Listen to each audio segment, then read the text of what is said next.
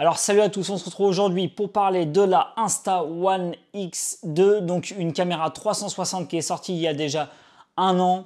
Ça fait presque 3 ou 4 mois qu'on l'a dans les ateliers de WeAreFPV. On a fait quelques essais, mais on n'a surtout pas eu le temps de vous faire une vidéo à son sujet. Donc là, on va en parler. Je vais surtout vous expliquer donc notre projet et surtout, est-ce que cette caméra est adaptée à notre utilisation en drone FPV? Est-ce qu'elle nous permet de ne rien louper et de tout track sans avoir le souci de se dire est-ce que l'objet que je filme est dans mon objectif ou non? Et surtout, est-ce que la qualité en 360 nous permet de tirer de belles vidéos de drone?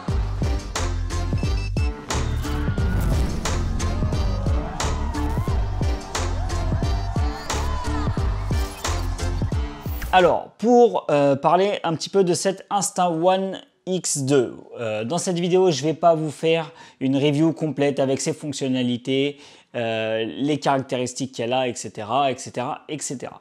Donc, ça a déjà été fait à multiples reprises par des chaînes de vidéos sur YouTube. Je vous invite à faire des petites recherches pour trouver ce qui vous intéresse. Malgré tout, je vous invite à consulter l'article dans le blog WeAreFPV, sur le blog WeAreFPV à son sujet, tout simplement parce que je vais quand même y mettre quelques informations sur ses caractéristiques.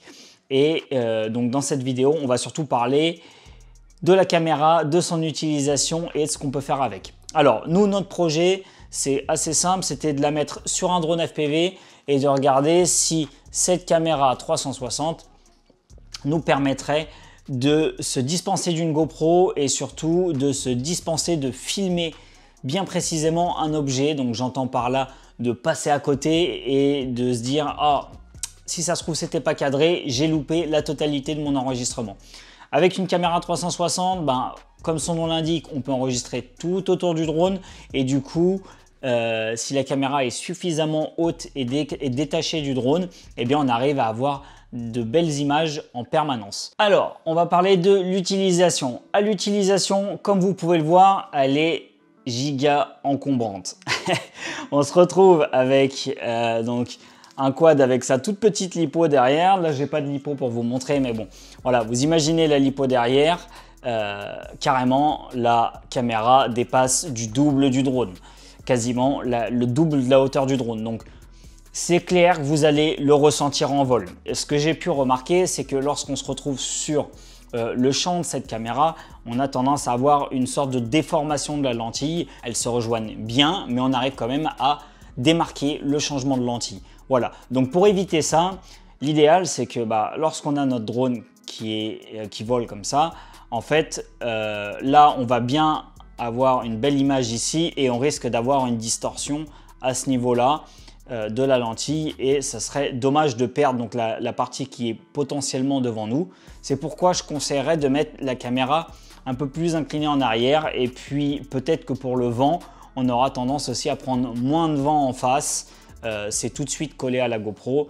Voilà, donc pour moi, c'est la façon la plus judicieuse de la mettre sur l'avant du drone, incliné un petit peu en arrière. Le souci, c'est qu'avec cet angle-là, vous voyez, on a quasiment, je dirais, 40 à 50% de l'objectif arrière qui est complètement obstrué par l'arrière du drone. Donc, on gagne on gagne en qualité sur l'avant de la machine et on perd en espace de vision sur l'arrière de la machine. Donc, c'est un peu problématique. C'est pourquoi je pense, il va falloir faire des essais encore, mais je pense que le meilleur emplacement sur un drone, bon là j'ai une grande antenne qui va venir nous emmerder, mais lorsqu'elle sera à l'arrière, on n'a rien qui va nous gêner. Vous voyez, en admettant que je prenne l'arrière comme ça, voilà, le drone inversé. Vous voyez, si la caméra est sur l'arrière du drone, par exemple, eh bien on aurait la caméra qui serait totalement dégagée des hélices, dégagée au-dessus de la lipo. Maintenant, voilà, il faudra faire attention au comportement de la machine avec beaucoup plus de poids sur l'arrière. Il faudra bien penser à mettre sa batterie sur l'avant du drone et de prévoir l'équilibre qu'il faut une fois qu'on a mis la caméra à l'arrière. Voilà. Bon, vous l'aurez compris, il y a beaucoup de possibilités. On a un champ de vision super large autour de la caméra et ça, c'est un bon point. Maintenant, en ce qui concerne le rendu. Alors pour le rendu, le logiciel de montage Insta360 est vraiment bien foutu. Alors on peut en fait zoomer, traquer quelque chose. Donc quand je suis par exemple en face avec une GoPro, on a toujours le souci de se dire est-ce que mon objectif est bien cadré. Avec une caméra 360, on n'a pas ce problème-là. Le seul souci, ce sera qu'il se retrouve sur le champ, pardon, et qu'on ait ce gêne des objectifs qui sont un petit peu déformés. Voilà. Donc l'avantage, c'est comme vous pouvez le voir, donc là je vais me décaler un petit peu, je vais vous mettre une vidéo ici, vous allez voir, je me suis amusé à traquer un petit toboggan. Ce qu'il faut retenir, c'est que lorsque la caméra est inclinée de cette façon, ici vous imaginez que vous avez la batterie à l'arrière, donc vous avez énormément du champ de vision qui est pris. Et donc ce qu'il faut savoir, c'est que sur l'arrière, on a un angle mort. Sur le dessous du drone, on va avoir l'angle mort forcément du drone qui va venir polluer notre enregistrement. Et sur tout le champ de la caméra, donc le champ vertical, on va avoir une déformation de la lentille parce que c'est la jonction entre les deux optiques. Voilà. Donc à partir du moment où on retient ça, on arrive à avoir de belles images quasiment tout le temps. Parce que clairement, comparé à une GoPro où on a un champ de vision qui est au final grand mais réduit comparé à une 360, on a beaucoup moins de chances de louper un enregistrement avec une 360.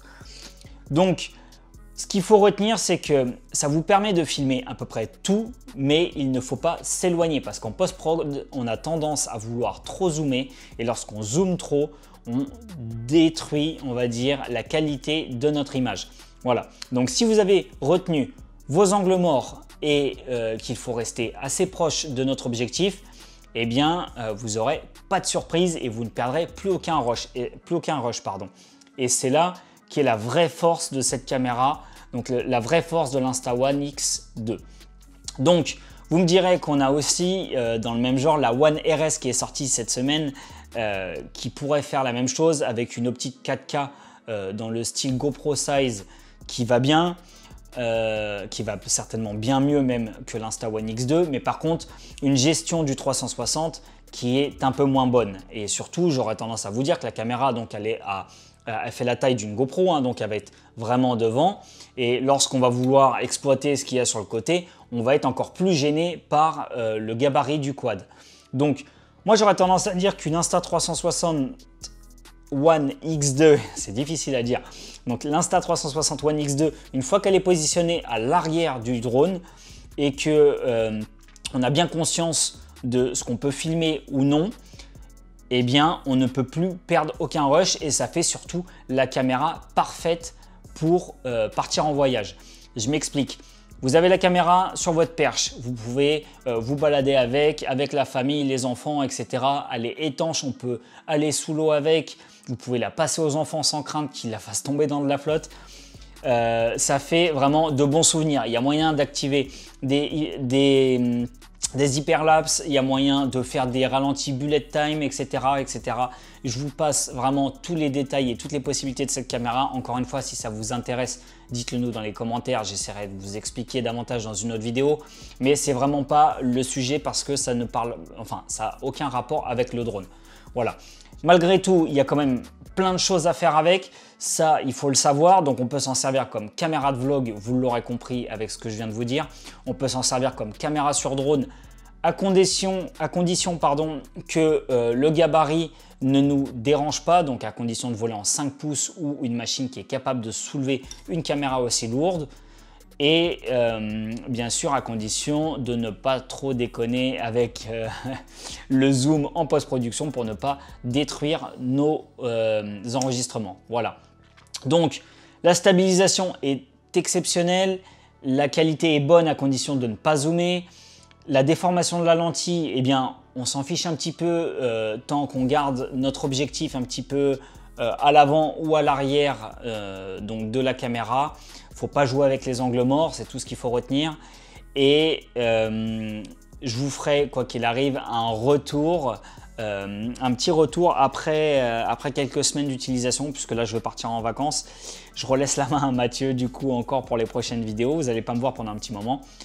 Donc pendant ces vacances, je vais essayer de l'utiliser un max et je vais surtout essayer de vous montrer donc, ce dont je vous parlais, l'utilisation vlog, drone et plus. Voilà, donc la caméra à tout faire, clairement, je pense que ça peut être elle. Maintenant, il faut voir à l'utilisation. Donc, ce que je vous invite à faire, c'est à commenter, à me dire ce que vous pensez de cette caméra, surtout ce que vous pensez qu'elle a de plus d'une GoPro. Moi, clairement, je vous ai tout cité dans cette vidéo, en tout cas à première vue. Et je vous dis à très bientôt pour la suite de cette caméra et surtout, je l'espère, de très belles images. Voilà, c'était QNK pour YarFPV et je vous dis à bientôt sur la chaîne.